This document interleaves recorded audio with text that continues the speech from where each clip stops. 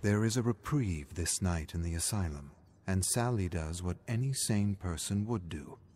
She clings to it with all her strength. The weight that sits in her chest melts away, allowing for one starving breath.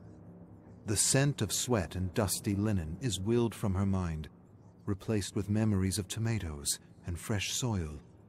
Her feet take her down the hall, heels clicking, echoing into an expanse of shadows. She does not allow herself to see the stains on the walls or the fracture in the window's pane. She could draw them from memory, but for this moment, they cease to exist. As Sally reaches the end of the hall, she peers into a patient's room, illuminated by a blade of moonlight cutting across the floor. A young girl, sitting atop the bed, flinches at the oncoming shadow. Only as Sally walks into the moonlight does the girl release her grip on a bundle of sheets. Sally offers a sympathetic smile to her. The anxious girl.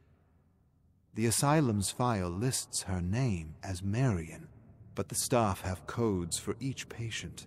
The catatonic boy, the sweaty codger, the anxious girl. Everything they are summarized into 2 words.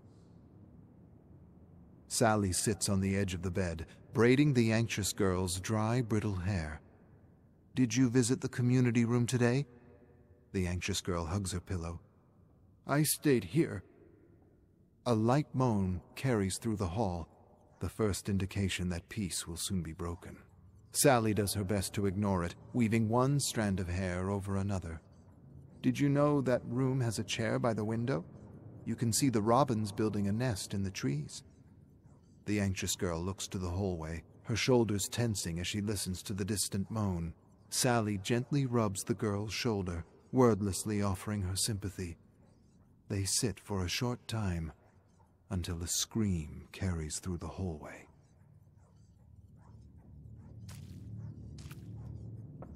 Sally marches down the hall to the source of the scream. Patients, each in their own rooms, react, an interlude of cries and shrieks joining in, accompanied by the thumping of a head slamming into a wall. The volume builds louder and more chaotic, until finally, as if reaching a crescendo, a patient howls. Sally rushes into a room, moving towards a hideously scarred woman restrained to the bed, whose scream slowly dies into soft, mirthful laughter. "Did you enjoy the song, sweet nurse?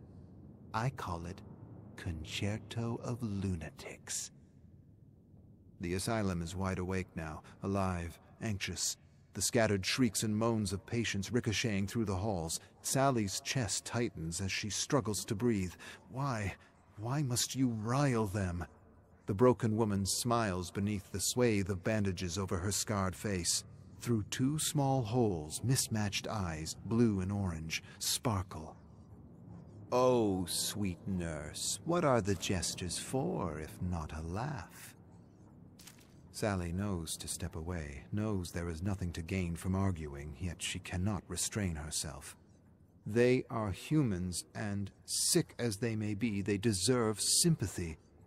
This is a line Sally has told herself many times over the years, though that is all it has become, a line.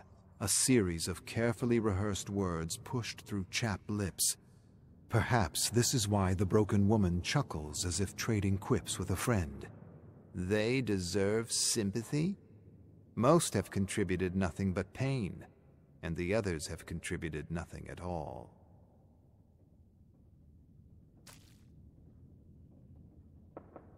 Sally makes no attempt to suppress her disgust as she looks at the broken woman's smile. You would criticize your fellow patients for bringing nothing to this world, yet what have you provided? The broken woman awkwardly sits up on her bed, pulling at her restraints like a restless marionette. I have provided more to this world than 1,000 missionaries. When I saw sickness, I did not coddle it, feed it, wipe the tears from its eyes. I cleansed it. The broken woman sees she has Sally's attention. If we want humanity to survive, we must be its custodians, sweet nurse. And yet, we have allowed an infection to fester, the evidence pervading these walls.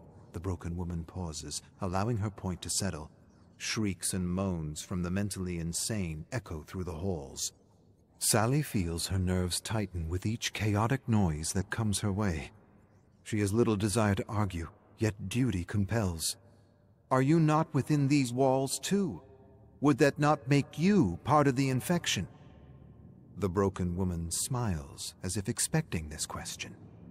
I am the solution, condemned to the halls of the infected. Like you, I was a nurse, but I served not the patients, but the greater good. With one simple injection, I removed the weak from the gene pool. I watched them in their death throes, knowing my actions were backed by honest science so few have the strength to trust. And do you know what the courts called me for following logic? Insane. The days pass, but Sally's unsure how many. She always finds herself back in the asylum, tending to the frantic, the violent, the feeble. Down the hall, the bad man has slipped his restraints again. Like a wolf, he shows no motive but to prowl for the weak, and it appears he's found his prey. He drags the naked body of the rancid son by the ankles. Blood spills from the son's head. Sally does not know if the man is dead. Calling for help, she sprints down the hall with a syringe filled of sedatives. There are no other nurses to come to her aid. Financial restrictions have seen to that. She considers that she is running to her death this time, but there is something involuntary in her movements, as if she has become a spectator. The bad man lets go of the rancid son's ankles and turns his attention to Sally. He fails to notice Harvey Kavanagh, the plump orderly, round the corner behind him. Harvey slams the bad man into the floor as he's done to so many patients. Sally jabs a sedative into the bad man's neck. The bad man sags in place, and with a look of bewilderment, falls to the ground. The decrepit hall is silent. Sally looks over the scene at her feet. Kavanagh's sizable frame hefts up and down as he catches his breath, thick arms slung over the bad man who rests peacefully. The rancid son, either unconscious or dead, lies beneath them with Kavanagh's boot pressed against his nostril. The smear of blood from his head goes on for 30 feet down the hall before curling into an adjacent room. Sally laughs to stop herself from screaming.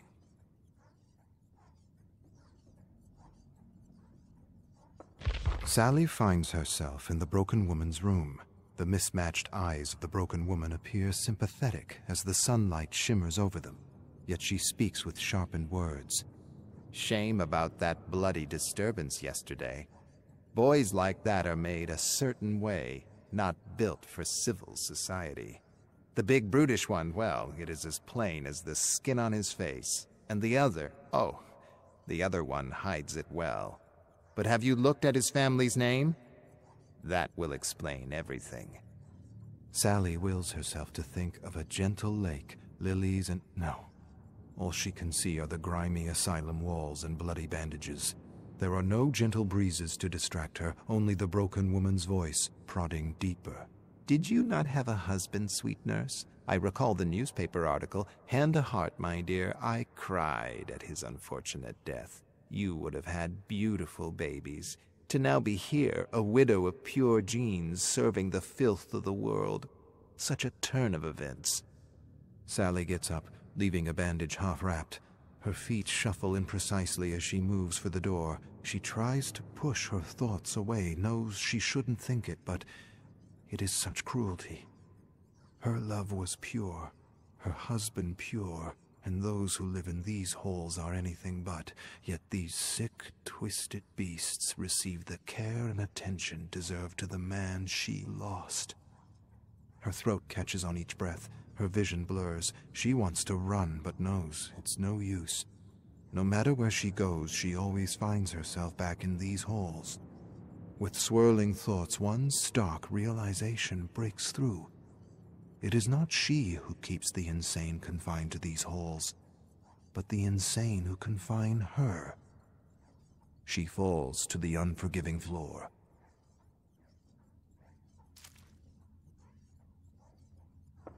A lush green field dotted with salmon-colored lilies and patches of pine trees surround the lake. The colors are more vibrant than Sally remembers, and though it smells of fresh rain, the sky is clear. Andrew sits next to her on a blanket, his blonde hair nearly white in the sun. She wears the dress he had bought her. "A symbol of my love," he had written on the card, and for a man of few words, it meant many. He wipes the grass stains from his calloused hands and turns to Sally. "We should get home. The lake will still be here tomorrow." A cold breeze sweeps through the meadow, bringing with it the scent of sweat and dusty linen. She grips his wrist with both hands. "Just one more minute. Please, one more." She hears saws ripping through lumber, the sound heightening with each violent slash. Tighter, she holds Andrew's wrist, pressing her head into his shoulder and bracing herself. An immense tree slams to the ground behind her, sending twigs and dirt into the air. One after another, they come down in booming, ground-shaking jolts. Sally coughs through a cloud of dust, keeping her grip on Andrew the entire time. A bead of blood trickles down his arm, coming to rest on her finger. She looks up to see her husband's skull broken open, spilling blood and chunks of brain. One stark white eye looks out from the carnage, focused intently on her. "We would have had beautiful babies, Sally." She collapses into the crimson muck of his chest and cries. The skin on her hands flakes away, turning to dust. She loses her grip on him. Everything she was, down to the dress she wore, decays, blown away in the wind. The sweaty hands of Kavanagh shake her as she awakes on the asylum floor.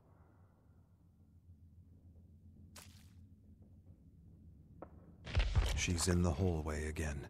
The scent, the stains, her heels clicking. It's the same. Occasional moans and shouts carry from nearby rooms, short bursts of mania or terror that emerge and intermingle. The concerto of lunatics. Sally enters the anxious girl's room and sits at the foot of her bed. The girl flinches, but after a second's pause, lifts herself up. Illuminated under moonlight, she offers a timid yet warm smile. Sally takes 3 strands of the girl's hair and begins to weave a braid. "Did you see the robins today?" But Sally doesn't wait for the girl's answer. "Another day hiding, wasn't it? And what about the robins? They will be dead by the time you leave this room." The girl's shoulders tense, and Sally feels herself do the same. She takes a deep breath, attempting to calm herself. As she parts the hair back from the anxious girl's skull, she spies tiny writhing creatures. An infestation of lice crawls through the girl's hair. Sally pulls her hand back and slaps the girl across her face. "Filthy!" Their eyes lock. Confusion and startlement among them both. Tears trickle down the anxious girl's helpless face, wet chin trembling. Sally takes a step back. She thinks to apologize, to explain the stress she's been under, but something in her refuses. "Filthy girl!" She storms from the room.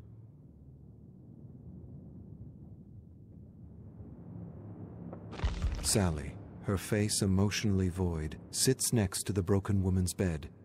She finds herself more and more in this position, listening to the woman ramble. The broken woman fidgets with her restraints, fixated on an unscarred piece of skin at the base of her hand. "Purification comes in many forms. We must all make sacrifices." She curls a finger inwards and scratches at the clean piece of skin until it's torn off.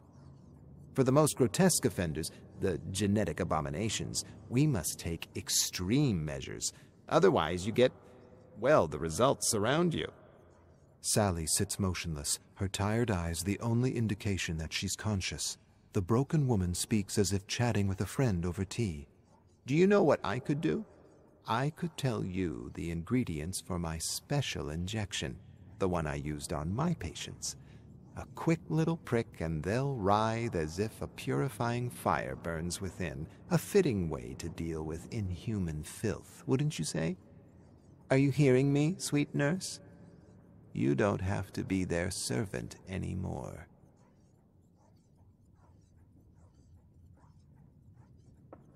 Sally feels the asylum closing in on her. Whispers of paranoid lunatics spill through the cracks. She wonders how long she can walk this hallway, questions if it ever ends. She passes the catatonic boy in his wheelchair, staring deep into the walls. He gazes in her direction, though his eyes look through her.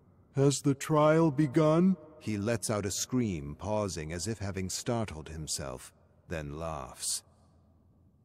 Harvey Kavanagh, the fat orderly, emerges from a patient's room and gives her a smile. The skin on his neck dangles as he moves, glistening with sweat. A thick coat of hair covers his arms and curls over the collar of his shirt. His eyes move from Sally's feet upwards, pausing on her chest until he realizes she's watching him. His eyes dart to examine the floor as he nervously licks his mouth. Ahead, the foul girl skips gracefully, enjoying her first day out of restraints in a month. She hums a pleasant tune, tracing her hand over the wall. As Sally approaches, the girl tilts her head forward. She lets out a long, guttural sound, heaving her diaphragm until vomit splashes onto the floor. Content with herself, she smiles and skips on. Sally continues, giving no thought to cleaning the mess. She sees the shoeless imbecile sitting by the broom closet. Thick strands of blood drip from his mouth. With precise rhythm, he slams his jaw into the door frame 6 times, digs at his gums, and pulls out a tooth. He peers at Sally as if she's the strangest thing he's ever seen. Sally looks out at the hallway, stretching on forever. She stops, accepting what she's tried to suppress. The sickness can grow no more. Sally fills the syringe as the broken woman instructed. Thick, dark liquid swirls within, a night sky void of stars. The helpless anxiety that crippled her vanishes under a sea of calm. Though her heels click with each step, she feels as if she floats, as if everything she's to do has been determined, requiring only the gentlest breeze to push her forward. She sees the sickness clearly. It has infected all, but the most hideous is the one who refuses to face it. The dog that doesn't know it's a dog, and so she makes her way to the broken woman's room. Strange how, for all the woman's wisdom, she is blind to her impurities. Though she removes the blemishes from her skin, she fails to judge the mismatched eyes that gaze at her in the mirror. But no amount of carving can remove genetics. Such a case requires extreme measures. Sally grips the syringe and prepares for what's to come. There is such filth that permeates the asylum. If she is to cleanse it all, she had best begin.